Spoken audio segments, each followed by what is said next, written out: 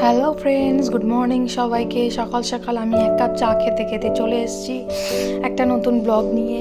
তো সকাল সকাল সবাই মিলে চা খাচ্ছিলাম।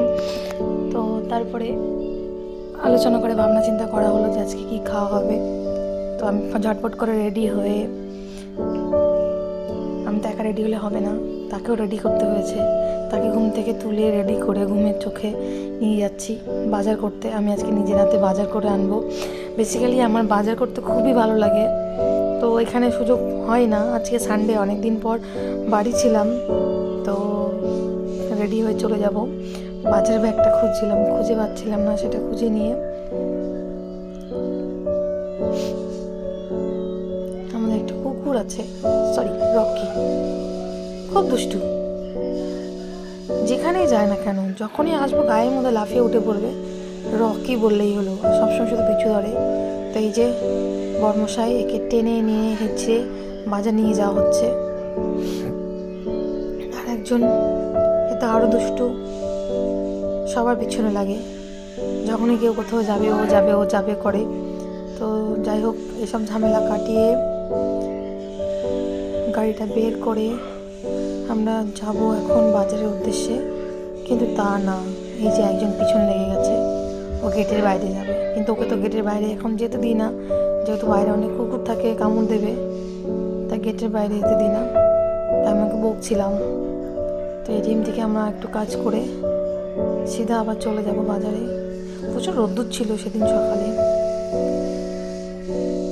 এই একজন ঘুমন্ত চোখ নিয়ে উড়ন্ত বাইকে আমাকে বসিয়ে নিয়ে, তার তো খুবই বিরক্ত লাগছে আমি ভিডিও করছি বলে।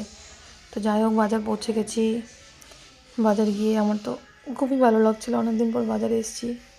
তো আমি একটু ভিডিও শ্যুট করছি, সে আমাকে ভিডিও শ্যুট করতে দেবে না, তাও জোর করে করেছি। টাটকা টাটকা সবজিগুলো দেখে খুব ভালো লাগছিলো। যাই হোক, আমাদের এটা উদ্দেশ্য না, আমাদের উদ্দেশ্য ছিল মেন জিনিস ইলিশ। তো আমরা সেই জন্যই মাছ বাজারে ঢুকে পড়েছিলাম। দু একটা দোকান দেখলাম ইলিশ, খুবই আগুন। তো একটা সাইজ পছন্দ হলো, সেই সাইজটাই নেব ভাবলাম। এটা অনেকটা বড় ছিল, এটা একটু ছোট ছিল। এটা 1000 টাকা ছিল, আর এই বড় যেটা সেটা 1500 টাকা ছিল।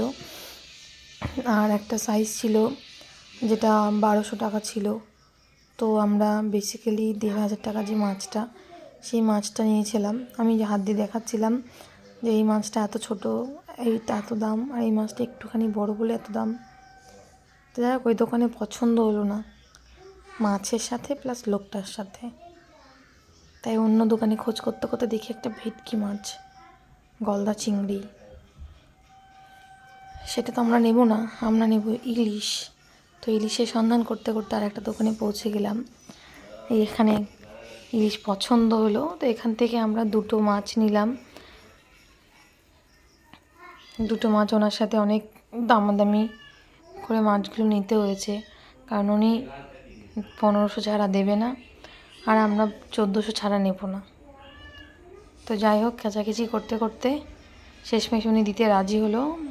মাছগুলো যেহেতু অনেক বড় মাছ, তাই আর বাড়িতে আনা হলো না, ওখান থেকে একবারে কেটে নিয়ে আসার জন্য বললাম। তো উনি কাটছিল মাছগুলো, খুবই ভালো ছিল মাছগুলো। কিন্তু যাই হোক, ইলিশ মাছ যত দিন বেশি হয় তত টেস্টি হয়। বাঙালির স্বাদ ইলিশেই তো আসে না।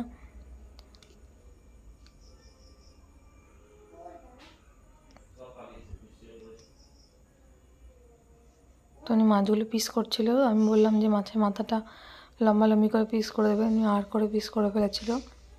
সে সেকেন্ড মাছটা সেরকমভাবে পিস করে নিয়েছিলাম।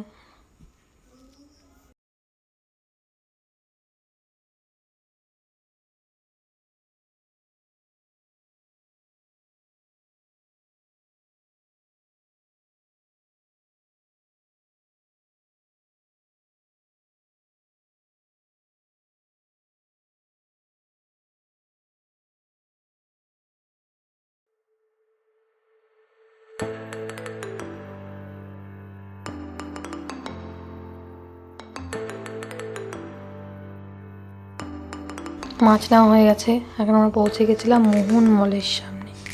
তো আজকে আমাদের সিনেমা দেখতে যাওয়ার কথা ছিল, তার জন্য আমরা টিকিট অনলাইনে না কিনে অফলাইনে আনার চেষ্টা করছিলাম, তাই আমরা অনেক সকাল সকালই পৌঁছে গেছিলাম টিকিট আনতে।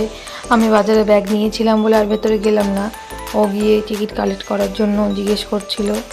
তো ভেতরে গিয়ে টিকিট কালেক্ট করছিল, আমি ততক্ষণ বাইরে দাঁড়িয়ে থাকবো বললাম, আমি আর ভেতরে যাইনি। আমি এই যে বাইরে দাঁড়িয়ে রয়েছি বাজারের ব্যাগ হাতে করে, আর ভেতরে গিয়ে টিকিট কাটতে গেল। তো যাই হোক, কপালটা খারাপ ছিল, টিকিট কাটা হয়নি। কিছু ফুল আর ফল নিয়ে আবার টুকটুক করে বাড়ি ফিরছিলাম।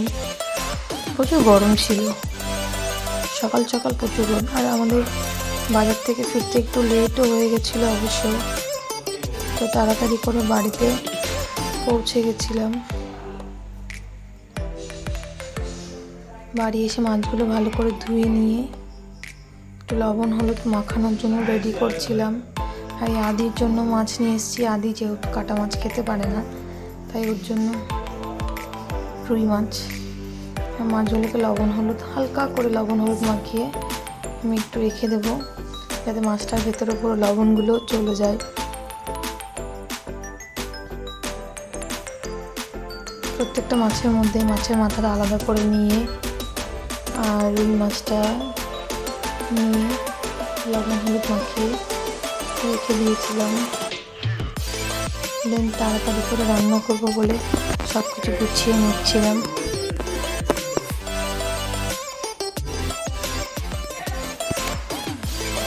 রুই মাছটা প্রচুর টাটকা মাছ ছিল, অনেকটাই টাটকা ছিল রুই মাছ।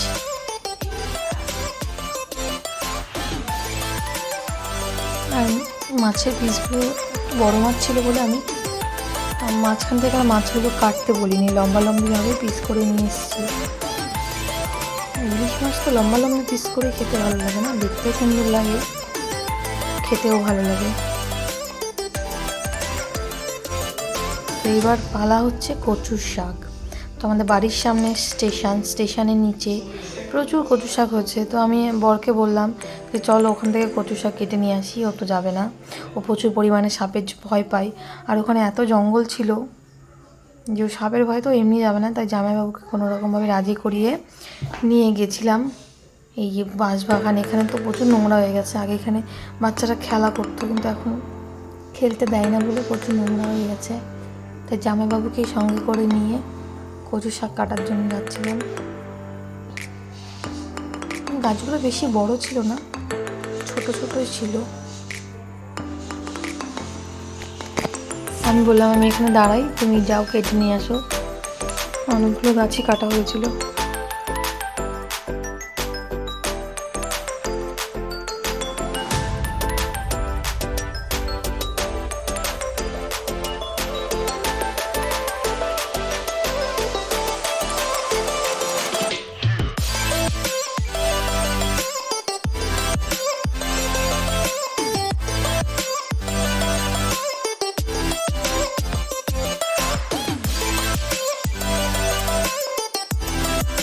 কচু শাক কেটে নিয়ে অনেকগুলো কেটেছি, সব এক জায়গায় করবো, করে নিয়ে বাড়ি গিয়ে রান্না করবো।